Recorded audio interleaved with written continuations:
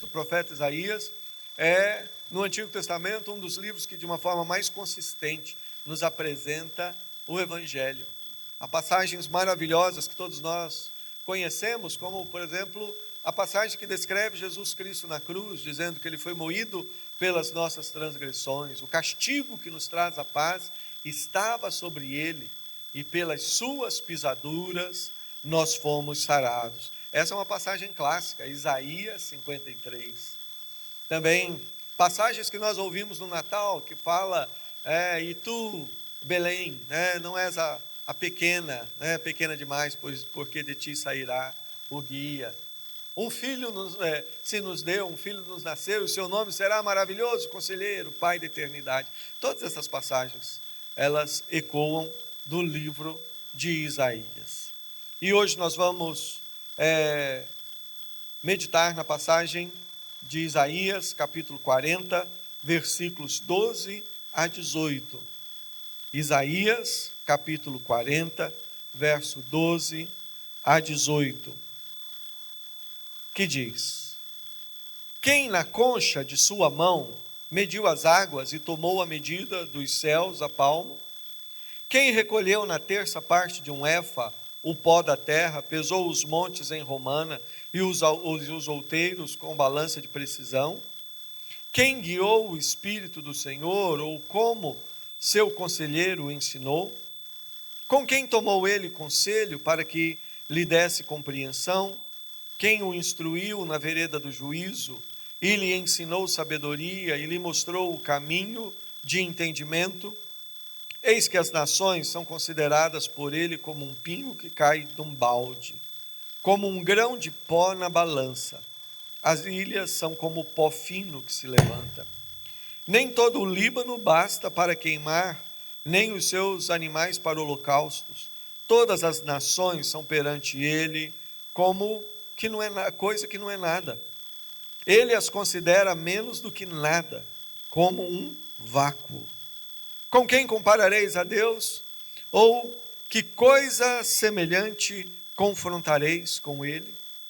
Deus é incomparável. Este é o nosso tema nessa noite. Deus é incomparável. O próprio texto no versículo 18, ele coloca essa questão: com quem comparareis a Deus? Ou que coisa semelhante confrontareis a ele? Ou seja, Deus é incomparável. Todos nós, quando iniciamos a nossa caminhada com Deus, todos nós, quando experimentamos a nossa caminhada, o início com o Senhor, nós somos atraídos com aquela mensagem suave, maravilhosa, na qual Deus ele nos convida a iniciar um relacionamento com Ele. E essa mensagem vem de tantas maneiras, vem até com aquela figura linda que nós temos lá no livro de Apocalipse, quando Jesus diz: eis que eu estou à porta e bato, se alguém abrir a porta, eu entrarei, cearei com ele e ele comigo.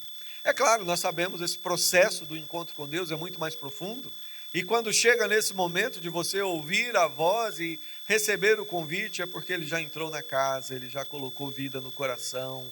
É Deus, pela graça e pela misericórdia, que nos chama e nos dá vida. Mas essa palavra de Jesus, lá no livro de Apocalipse, ela é dirigida para pessoas que já conhecem a Deus. Já é dirigida para as pessoas da igreja de Cristo. Em outras palavras, o Senhor Jesus, ele nos convida para essa caminhada de intimidade com o Senhor. E ele diz: abre a sua porta. Eu vou sentar com você, eu vou comer com você. E eu sei que quando nós temos isso na mente, nós acabamos construindo algo muito gostoso, que é a visão de um Deus íntimo, de um Deus que vem e nos dá atenção, como realmente é, como esse Pai de amor que nos ouve nos mínimos detalhes. Não existe coisa pequenina demais que você não possa falar com Deus. Se alguém, uma das mulheres aqui presentes, de repente, na hora de se arrumar, onde que está o brinco da orelha direita? Eu só achei o outro. Onde está o brinco que eu faço? Sim, Deus é aquele Deus que você pode orar para Ele e perguntar do brinco, e falar: Deus, me ajuda, Senhor, eu preciso achar o brinco. Ou então, você homem que está lá tendo que consertar alguma coisa na sua casa, mas aonde você colocou o alicate, ou a chave de fenda, onde você colocou, não está. Sim, Deus é um Deus que você pode conversar com Ele sobre essas coisas assim, tão pequenas, e isso só mostra o carinho dEle. Mas o problema é que muitas vezes, quando nós começamos a nos tornar assim, tão íntimos e experimentar Deus na nossa vida, no nosso dia a dia, às vezes nós corremos o risco de esquecer a grandeza de Deus. Sim, Deus é esse Deus maravilhoso. Quando Ele cuida das nossas pequenas coisas, né?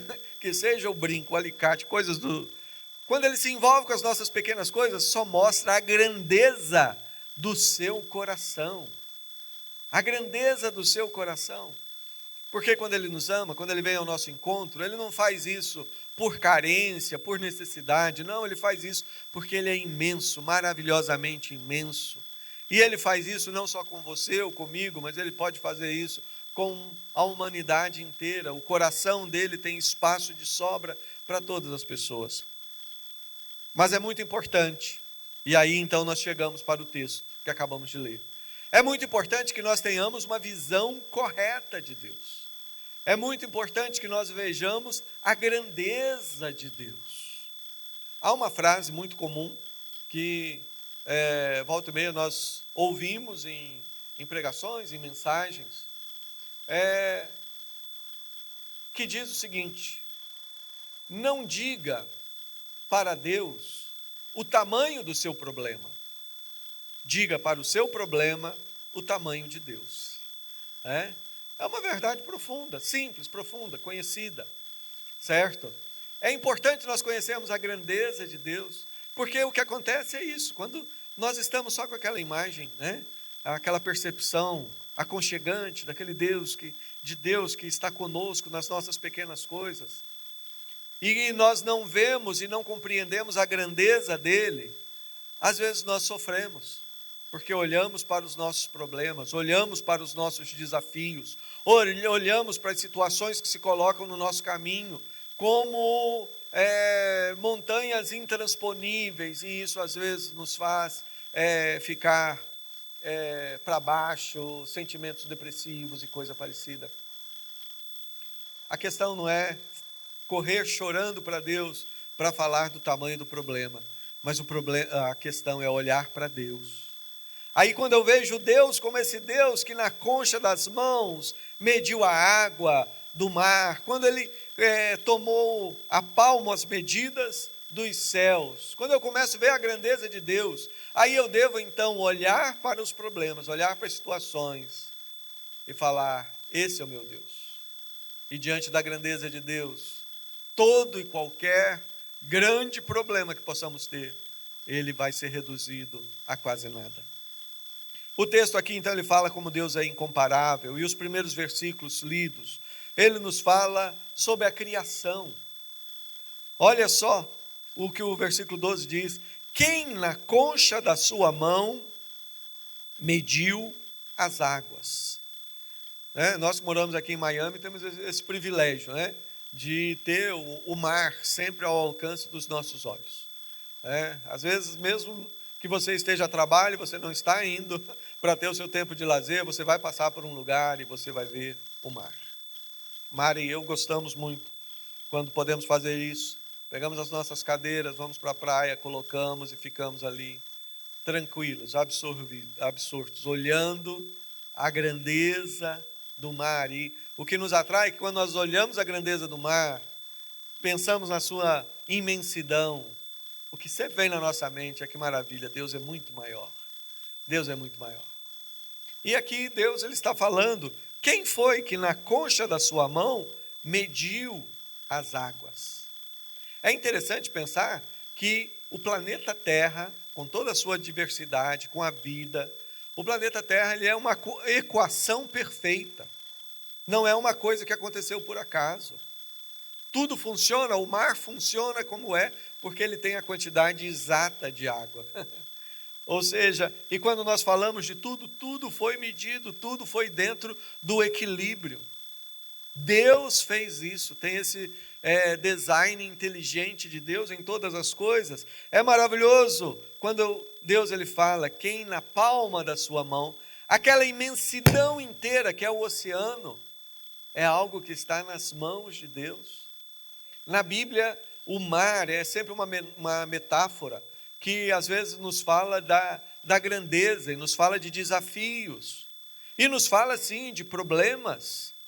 E aí nós temos aquele momento tão maravilhoso quando Jesus, para trazer aos discípulos uma lição mais profunda.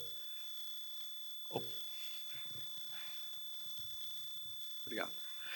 Naquele momento quando Jesus, ele quer trazer uma lição mais profunda para os discípulos, Jesus ele fica orando e fala para eles, no final da tarde, numa hora que não era muito conveniente, pegar o barco e atravessar.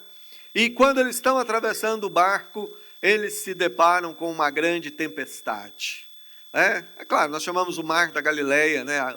Ou o grande lago da Galileia de mar, mesmo não tendo água salgada, mas esse não é o caso, a questão é que era um mar, é algo imenso, e lá vem as ondas, e no meio das ondas o medo de afogar, e eles começam a pensar em tantos amigos que ali morreram afogados, e durante aquela cena, Jesus vem calmamente andando sobre as águas, e Pedro, a princípio todos pensam que é um fantasma, gritam de medo, Pedro faz menção em ir, começa a afundar, Jesus o levanta, entram para o barco, e aquele mar revolto, Jesus olha e fala, acalma, emudece.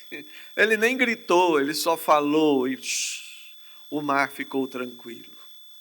É maravilhoso, quando nós pensamos nisso, à luz desse texto, Deus está falando, quem foi que na palma da sua mão mediu as águas?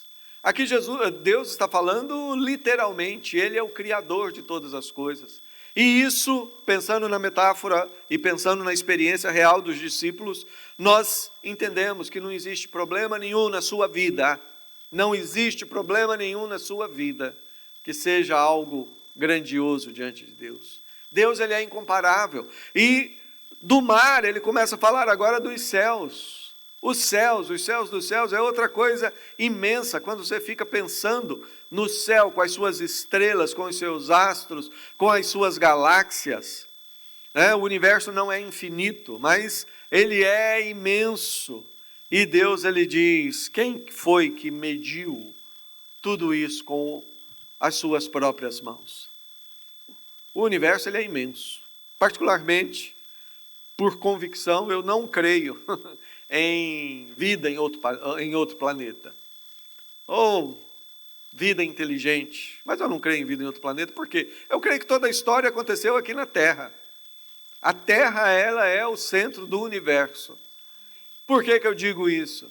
Foi aqui que Deus plantou um jardim, foi aqui que Ele colocou o homem criado à sua imagem, à sua semelhança, foi aqui que Ele próprio se tornou carne, foi o erro de Adão e Eva que aqui habitavam, que trouxe consequências para o universo inteiro, e foi a morte e ressurreição de Jesus Cristo que aconteceu aqui no nosso planeta Terra, que trouxe reconciliação para todo mundo.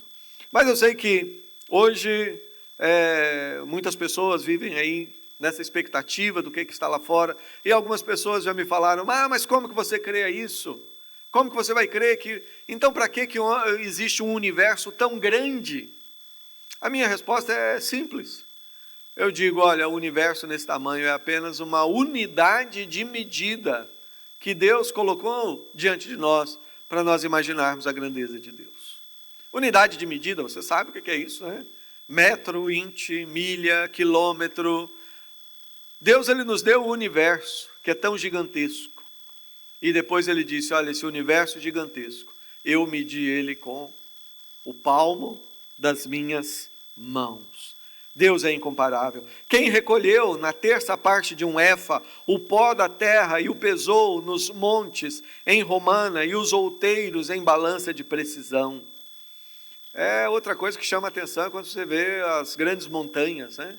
O Himalaia, o Ararates e todas essas montanhas gigantescas. É interessante nós pensarmos nisso, como eu já falei, a Terra, né? O planeta Terra é uma equação perfeita. Não tem mais, não tem menos. A quantidade de terra, tudo que tem, foi medido de uma forma precisa. E isso que nos enche os olhos e nos inspira a pensar em algo grandioso, Deus ele disse, olha, quem foi que mediu as montanhas em balança de precisão? Deus é esse Deus grandioso.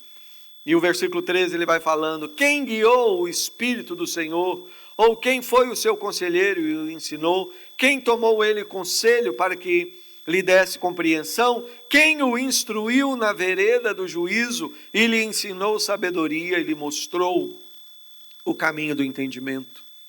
E aqui mais uma vez nós vemos a grandeza de Deus. Mais uma vez nós pensamos na grandeza de Deus, porque eu acabei de falar que o mar, o universo e tudo isso é, na verdade, uma equação perfeita estabelecida por Deus. E quando eu falo num design inteligente, quando eu falo em equação, nós estamos falando de informações, né? Todos nós, quando somos colocados diante de um desafio, de um projeto, de fazer algo novo, nós precisamos de informações. Nós precisamos estudar, precisamos saber quem foi que fez aquilo antes, ou quem que tem todas as informações para me ajudar a iniciar, criar algo inédito. Nós precisamos disso. Mas Deus, ele é o único ser totalmente independente. E é por isso que o texto diz aqui, quem guiou o Espírito do Senhor? Se lembre lá de Gênesis, capítulo 1, quando diz que no princípio era o Verbo estava com Deus, e o Verbo era Deus. Aliás, esse texto é lindo, mas está lá em João, capítulo 1, que diz no princípio, mas ele está conectado com Gênesis, capítulo 1, que também diz, no princípio criou Deus o céu e a terra. E os dois versículos, tanto de João quanto de Gênesis, eles se justapõem e nos traz à memória o mesmo momento da criação. Mas Gênesis diz que no princípio criou Deus o céu e a terra. A terra era sem forma e vazia, mas o Espírito do Senhor pairava sobre as águas. Esse Espírito Criador. E o texto aqui diz, quem foi que guiou o Espírito nesse processo? Quem é que lhe deu conselhos? Ou seja, Deus, diferente de nós, ele não precisa de nada além dele mesmo, de quem ele é, para ser quem ele é, Deus. Para realizar essa equação perfeita, Deus ele não precisou buscar fora de si qualquer informação ou coisa parecida, não, porque eternamente ele tem dentro dele mesmo todo o conhecimento, toda a sabedoria, toda a informação, e foi ele mesmo que, como a própria palavra nos ensina, ele estabeleceu todas as leis, todas as regras, todos os princípios que regem o universo. Deus é o Criador. Quem primeiro deu a ele para que lhe seja restituído, como escreve o apóstolo Paulo? Quem o instruiu na vereda? Quem ensinou sabedoria? Deus é incomparável. Deus ele não é grandioso e sábio porque ele aprendeu, não, ele é grandioso e sábio porque ele é Deus. Ele possui tudo isso dentro dele, isso faz parte da sua natureza, no maior grau de perfeição, e sim, é esse Deus grandioso, que se necessário ele te ajuda a achar o alicate ou o brinco que você perdeu. É esse Deus grandioso que nos convida a ter intimidade com Ele, a sentar à mesa. A mesa, na cultura do Antigo Oriente, na cultura do Antigo Testamento, é sempre símbolo de comunhão. Sentar com alguém à mesa é você estar disposto não apenas a partir o pão, mas partilhar a própria vida. Sim, esse Deus que é tão grandioso como acabamos de ler, é esse mesmo Deus que está ao nosso lado e que nos permite e nos convida para esse relacionamento tão íntimo. Deus é incomparável quando nós pensamos na criação, mas Deus ele é incomparável quando nós pensamos também no contexto das nações. Eis que as nações são consideradas por ele como um pingo que cai de um balde, como um grão de pó na balança. As ilhas são como pó fino que se levanta. Eu sei que quando nós olhamos ao nosso redor, hoje, olhamos ao nosso redor, seja através dos canais de informação, seja através das informações que estão aí disponíveis via internet e tudo mais. Ou seja, quando nós olhamos o mundo hoje, a situação ela não é assim muito confortável. Não é muito confortável. É uma situação que nos lembra muito uma panela de água fervendo. E a gente não sabe onde isso vai parar. Problemas e dificuldades. E são as nações. E dentro do seu próprio país, e você podia estar em outro país, em todos os países, você está dentro de um país e a população ela está dividida em opiniões, pensa de uma maneira, outro luta, são vários grupos fragmentados, e você vê os grandes blocos, e aí eu olho para Isaías, e eu amo Isaías, porque Isaías ele me dá, no profeta Isaías nós temos a perspectiva correta para você ver as nações. Eu gosto muito de história. É por isso que nós estamos no estudo bíblico de quarta-feira, também na terça, nós estamos estudando Gênesis. Na quarta-feira nós estamos concluindo o estudo dos primeiros 11 capítulos de Gênesis, que vai da criação à Torre de Babel. E é maravilhoso, porque é um período da história que a gente poderia chamar de, essa é a pré-história na perspectiva bíblica. Porque na academia, quando se fala em pré-história, eles dizem a pré-história é o período antes da escrita. Aí depois da escrita é a história. Agora, quando nós lemos lá, nós vemos primeiro um período de tempo que não é tão grande assim. A grosso modo, tivemos entre a criação do homem e o dilúvio, como eu disse, a grosso modo, algo em torno de uns 1500 anos. Do dilúvio até a Torre de Babel, tivemos aí, quem sabe, mais uns 1000 anos. Ou seja, um período curto. Agora, depois da Torre de Babel, aí nós já temos o período da história, porque é ali que você começa a ver o início das grandes civilizações. Os sumérios, que nos deram a escrita, primeira forma, cuneiforme. Mas quando você estuda Babel, você está estudando a história do início do império, dos grandes impérios. Babilônia, o império da Assíria. E quando eu olho para o livro de Isaías, eu vejo essas nações. E não apenas essas nações, mas eu vejo como que Deus lida com esses reinos. E é assim que, no livro de Isaías, nós vemos Deus falando a respeito do grande império da Assíria. E temos profecias contra a Assíria, que fala da sua grandeza e fala também da sua punição, do seu fim. E Deus nos fala do Império Babilônico. E entenda, Deus ele não está falando de coisas que ele está vendo que vai acontecer. Não, Deus é o grande protagonista da história, é Ele que dirige, é Ele que levanta, é Ele que... E vemos aqui também, no livro de Isaías, Deus falando de Ciro, que é o imperador persa, muito antes desse momento na história. Deus, através do profeta Isaías, já traz essa mensagem. Ele fala que Ciro e esse grande reino da Pérsia é o reino que ele vai levantar e através dele vai fazer grandes coisas, etc, etc, etc. Ou seja, Isaías ele nos dá uma perspectiva correta da história, e a história é Deus governando, é Deus dirigindo, e isso não mudou. Isso não mudou. A Pérsia pode ter mudado até de nome, mas isso não mudou. Deus ele continua sendo o rei de toda a terra. E aqui o texto diz: eis que as nações são consideradas como ele, como um pingo que cai de um balde. Não sei se você já teve essa experiência, né, de carregar água no balde. Eu lembro antigamente, quando criança, em alguns lugares ainda, no tempo ainda que a região sul do Brasil estava sendo colonizada e derrubando a mata, e lá chegou meu pai com a nossa família. Então a água vinha de um poço, de uma cisterna, e a água era retirada no balde.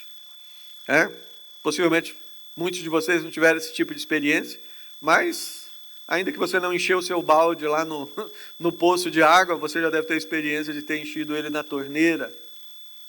E Deus, ele usa essa figura, as nações, é igual um pingo que cai de um balde. Você presta atenção num pingo, uma gotinha que caiu do balde? Não faz falta, não torna o balde mais leve, é uma coisa que caiu ali, evaporou. Ou seja, é uma maneira de Deus mostrar a sua grandeza comparada com as nações e com tudo isso que está acontecendo. Tudo isso para Deus é um pingo que cai de um balde. E ele diz: as nações, elas são como um grão de pó na balança. E aqui, Isaías, quando ele fala em balança, o que tem na mente dele é aquela balança bem rústica, né? Aquela que você coloca um peso de um lado e uma mercadoria de outro e tal. Ou seja, para aquele tipo de balança, um pó, um grão de pó, um grão de areia, não faz a menor diferença. Se você está pesando alguma coisa, pôs lá o peso, sei lá, de 1 quilo de um lado e está colocando as mercadorias do outro, se ali cai um grãozinho de pó, aquele grão de pó ele não significa nada, ele não altera nada. E Deus está falando que as nações é como um pingo que cai de um balde, como um grão de pó na balança. As ilhas são como esse pó. Em outras palavras, não faz a menor diferença, porque Deus é Deus e aquilo que Ele estabeleceu ocorre. É Ele que governa, é Ele que dirige, é Ele que põe reis, é Ele que tira reis, é Ele que coloca o limite da história, é Ele que dirige todos os movimentos. E aqui ele fala, né, nem todo o Líbano basta para queimar os seus animais para holocaustos, etc. Hoje, quando você fala do Líbano, a gente perde um pouquinho da noção do texto, porque o mundo para nós hoje, ele é redondo, ele é grande, já temos os continentes, né, e a gente sabe que o Líbano é um pequeno país. Mas naquela época, quando a visão que eles tinham de geografia e de mundo era apenas praticamente ali o Oriente Médio, né? Aquilo que hoje nós chamamos de Oriente Médio, aquela pequena parte, aí sim, falar do Líbano era falar de uma grande nação, falar das suas árvores, dos seus cedros e etc. Então, quando Isaías menciona isso, é dentro dessa ótica, né? Ou seja, realmente era grande. E ele está falando, olha, Deus é muito maior do que isso. Mas, no versículo 17, ele diz: todas as nações são perante ele como coisa que não é nada. Ele as considera menos do que nada, como um vácuo. Eu acho tremendo essa linguagem que Deus usa, porque nós somos seres humanos, nós vivemos aqui nesse país e sabemos de todas essas questões que envolvem as nações, e para nós tudo isso é muito grande. E quando nós vemos guerra e vemos problemas complicados e vemos situações, né, nós estamos aqui e isso às vezes nos aflige, isso às vezes nos inquieta, mas Deus é incomparável. E o texto que nós acabamos de ler, ele nos chama, ele nos motiva. Deus, através dele, ele está dizendo: volta os seus olhos para mim. E é nesse sentido que Deus diz que ele é incomparavelmente maior, infinitamente. E todas as nações, tudo isso que nós vemos ao nosso redor, para Deus é nada. Eu acho interessante o texto falar, é menos que nada, é um vácuo. O que é o vácuo? O vácuo é um espaço onde, teoricamente, não existe absolutamente nada. Queridos, nós precisamos olhar para a grandeza de Deus. aquietar o nosso coração. O texto, na sequência, ele vai falar a respeito dos ídolos. E, aliás, a questão dos ídolos é uma problemática que está em todo o livro de Isaías. Deus, ele condena e, ao mesmo tempo, critica a atitude das pessoas naquela época. E ele coloca de uma forma triste e até cômica, dizendo que o cidadão, ele vai lá na floresta, ele derruba uma árvore, traz aquilo para sua casa, corta aquela madeira, com parte da madeira ele põe lá ele queima para aquecer a casa, a outra parte ele usa lá no fogão para cozinhar, fazer a sua comida, e o pedaço que sobrou, ele esculpe ali uma imagem, uma pequena estatuazinha, e se curva diante dela, e começa a orar para ela, e começa a depositar a sua confiança naquilo. E Deus fala da loucura que é a idolatria. Aliás, foi por causa da idolatria que Israel foi levado pelos assírios para o cativeiro. Foi por causa da idolatria que Judá foi levado para a Babilônia. E foi por causa da idolatria que os assírios também foram destruídos. E de igual forma também os babilônicos e assim por diante. Deus, ele é maior que os ídolos.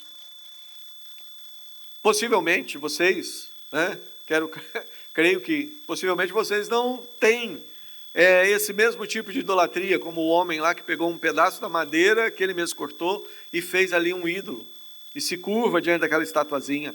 Só que ídolo é algo muito mais sutil. Idolatria é algo muito mais sutil. Idolatria é algo que vai muito além de simplesmente chegar a essa forma mais grosseira de você ter, de fato, ali uma estátua feita pelas suas mãos e você dirigir a sua devoção àquilo. O ídolo é tudo aquilo que eu coloco diante de Deus, ou melhor, tudo aquilo que eu coloco no lugar de Deus. O ídolo são todas aquelas coisas para as quais eu dirijo os meus olhos e o meu coração, com a esperança de que essa coisa, esse elemento vai me preencher, vai trazer algo para a minha vida. Ídolo é tudo aquilo que às vezes você olha e pensa, mas se eu tivesse isso, se eu já tivesse alcançado essa posição, se eu já tivesse conquistado isso ou aquilo, a minha vida seria melhor. E nós vivemos, nós que estamos aqui vivendo na Flórida, nós vivemos num contexto onde isso é muito forte. É muito forte. Nós olhamos e andamos pela rua e o que nós vemos? Nós vemos pessoas vivendo, experimentando e mostrando para todos, às vezes, o mais alto nível de sofisticação em todas as coisas. E quantos são os que olham para tudo isso, olham para todas essas coisas, o glamour, e pensam, é isso que eu preciso. Quantos imigrantes chegam nesse país e começam a sonhar e pensar, não, finalmente eu cheguei no paraíso. Muitos imigrantes fazem isso, e eles se matam e trabalham, porque não, olha, aqui sim, eu vou conquistar aquela casa, eu vou conquistar aquele carro, eu vou. Idolatria são todas essas coisas que eu olho e acho que aquilo vai trazer sentido para a minha vida. Idolatria pode ser relacionamentos, pode ser pessoas. Quantas pessoas pensam, olha, mas se eu não encontrar alguém, eu não vou ser feliz. Se eu não tiver isso. O Senhor, Ele é incomparável. Quando Ele diz aqui, as nações são como um pingo que cai de um balde. Entenda, isso aqui não é só dizer das questões políticas e tudo mais. Não, as nações com tudo que tem. Ele diz, as ilhas são como o pó. As ilhas. Aqui nós temos um conjunto de ilhas, Temos aqui o Caribe, Bahamas e tudo mais, e tanta coisa sofisticada, e resorts maravilhosos, e quantas vezes as pessoas elas olham para esse tipo de glamour, e Deus ele está falando, tudo isso para mim é como um vácuo, é menos que nada. O que há de mais importante nesse mundo é Deus. Deus é grandioso, Deus é eterno. O prazer que Deus pode nos proporcionar, nada mais é capaz de nos dar. A alegria, a felicidade que nós encontramos em Deus, nós não encontramos em nenhum lugar. A razão de ser, a razão de existir, só está em Deus. A vida é um grande presente que Deus nos deu para conhecermos a Ele. Deus é maravilhoso. Como um pai, Ele é maravilhoso. Sim, Deus, Ele nos dá muito mais do que nós imaginamos e precisamos. Sim, Deus, Ele pode nos dar a casa gostosa, o carro bacana, Ele pode nos dar o perfume e tal, mas Ele faz isso como um pai que nos ama, mas essas coisas são apenas coisas. O precioso é Deus. É interessante você pensar nas bênçãos, nessas coisas que faz parte da nossa vida, que Deus nos dá, como a experiência do pai e o filho. O pai, ele dá o presente para o filho como uma expressão de amor. Imagine um pai que ama o filho que ama o pai. O pai dá o presente para o filho como uma expressão de amor, para revelar o seu amor. E quando ele dá o presente, a ideia dele é que o filho usufrua, que o filho se divirta. Que graça tem você comprar aquele brinquedo para uma criança que você imaginou entregar e ela simplesmente colocar do lado. Ele nos dá os presentes para nós usufruirmos. Mas o filho que ama, quando ele recebe o presente, ele não volta o seu coração para aquilo. Não, por melhor, mais legal que seja, o presente faz só com que ele volte os olhos para o Pai, para Deus. E assim também devemos nós agir. Ou seja, quando recebemos de Deus as suas grandes bênçãos, nós devemos olhar para Ele, é o Pai. Não devemos fazer do presente um ídolo. Mas tem uma coisa interessante, O filho, quando ele ganha um presente, ele ama o pai, mas ele também vai querer agradar o coração do pai, usufruindo o presente. A criança ganhou o brinquedo, se ele ama o pai, ele vai curtir, vai brincar, porque ele sabe que o pai vai ficar feliz.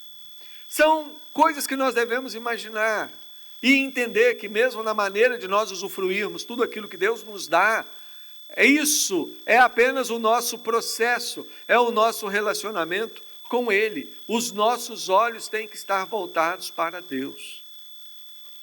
Diante de nós temos duas opções, para você e para mim. Nós temos diante de nós duas opções.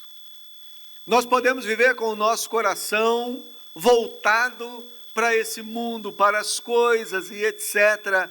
E quanto mais voltado estamos para as coisas que estão ao nosso redor, maiores parecerão para nós os problemas e as dificuldades, maior será a ansiedade. Mas eu tenho uma opção, ao invés de olhar para as coisas, olhar para as nações, olhar para aquilo que às vezes se transforma em ídolo na minha vida, eu posso olhar para Deus. E quando eu olho para Deus, quando eu foco o meu coração em Deus, quando eu olho para Deus como esse Deus incomparável que mediu o mar nas mãos, pesou as grandes montanhas em balança de precisão, quando eu olho para esse Deus diante do qual todas as nações é um vácuo, quando eu olho para Deus, esse Deus tão grandioso, a minha vida, ela pode ser vista de uma outra maneira. Os problemas, os aborrecimentos, eles se tornam menores. Quando eu entendo que Deus é esse Deus incomparável, incomparavelmente grandioso, mas incomparavelmente amor, que vem e me abraça, eu posso então apacentar o meu coração e posso ter paz. Posso ter paz. Sim, nós estamos vivendo uma época historicamente assim, no mínimo emocionante, para não dizer bem complicada. Mas o que nós podemos fazer? Nós podemos fazer o que Deus convida seus filhos a fazerem o tempo todo. Vamos olhar para Deus, para a sua grandeza. Primeira coisa, vamos descansar em Deus. Diante de tudo isso que nós falamos, de tudo isso que nós ouvimos, o que você pode fazer de prático, pensando no seu dia a dia e nas suas lutas e nos seus desafios? Primeira coisa, descanse em Deus. O seu descanso vem não de você ter o controle de tudo, o seu descanso vem de estar nas mãos daquele que tudo controla, que tudo dirige, que tudo governa. Descanse em Deus. Entregue os seus temores a Deus. Quais são os seus medos? Quais são os seus medos? Você está com medo daquele plano não dar certo? Você está com medo da porta não se abrir? Você está com medo? Quais são os seus medos? Está com medo da insegurança da época? Entregue os seus temores a Deus. Descanse. E tenha paz. Tenha paz. Aquela paz que excede todo entendimento. Tenha paz não porque você tem o controle de tudo, mas tenha paz porque sua vida está nas mãos de Deus. Nós nos inquietamos muito e não temos controle de nada. Jesus falou, quem é que, por ansioso que esteja, pode aumentar um côvado, pode aumentar um centímetro ao tamanho da sua vida? Nós não temos controle de nada. Descanse, tenha paz. Tenha paz por saber que esse Deus grandioso, Ele nos ama. E nos amou tanto ao ponto de Ele vir até nós, em Cristo Jesus. Mesmo sendo esse Deus grandioso, Ele pegou as nossas culpas e levou na cruz. E na cruz Ele recebeu o nosso castigo, Ele recebeu a nossa dor. O castigo que nos traz a paz estava sobre Ele, pelas suas pisaduras, nós fomos sarados. Tenha paz. E acima de tudo, ame a Deus, ame a Deus. Essa é a coisa mais importante que nós temos para aprender, nós temos para fazer, é a experiência mais maravilhosa que um ser humano tão pequeno como nós pode ter nessa vida, é a experiência de ter um relacionamento de amor com Deus. Deus nos ama, você existe por um projeto de amor. Deus ama você. E por amar você, Ele deu a própria vida de Jesus. Ele morreu e ressuscitou, Jesus Cristo. O Cristo morreu e ressuscitou por nós. Ame a Deus. Não ame aquilo que passa. Não ame os ídolos. Não ame o glamour da vida. A vida passa, é um sopro. Ame aquilo que permanece. Ame a Deus. Ame a Deus de todo o seu coração, de toda a sua alma, com toda a sua força, com todo o seu entendimento. Este é o primeiro e maior de todos os mandamentos. E foi Jesus quem destacou isso, foi Jesus quem nos ensinou isso. Esse é o maior de todos os mandamentos. Esse é o ponto no qual nós devemos concentrar todos os nossos esforços.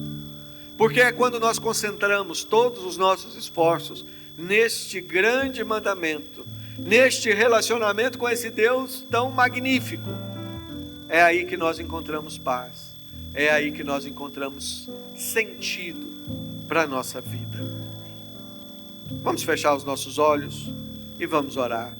Pai, no nome de Jesus, nós louvamos-te por essa palavra, louvamos-te porque o Senhor nos ensina, louvamos-te porque o Senhor é incomparável, louvamos porque tudo aquilo de mais grandioso que nós podemos ver, os mares, o universo, as nações, tudo isso, ó Pai, foi criado por Ti. O Senhor é quem tem governo sobre tudo. Senhor, nós pedimos no nome de Jesus que o Senhor ilumine a nossa mente e nos ajude a descansar no Senhor, a entender que a nossa preocupação não resolve nada, mas que nós devemos ter paz em Ti. Nos ajude a entregar os nossos temores ao Senhor, que todos os medos das pessoas que estão aqui, das pessoas que estão assistindo em casa, que os medos sejam colocados nas Tuas mãos, entregues ao Senhor, e que assim haja paz no nosso coração. E nós pedimos a Ti, ó Pai, aquilo que de melhor nós podemos pedir. E o Senhor nos disse que todas as vezes que pedimos algo bom, o Senhor nos ouve e nos atende. E o que nós pedimos é isso, é o Senhor, é a Tua presença. O que nós pedimos é que o Senhor nos ajude, o Senhor nos faça amarmos a Ti, Pai, de todo o nosso coração, com toda a nossa alma, com todas as nossas forças, com todo o nosso entendimento. E nós oramos no nome de Jesus. Amém e amém.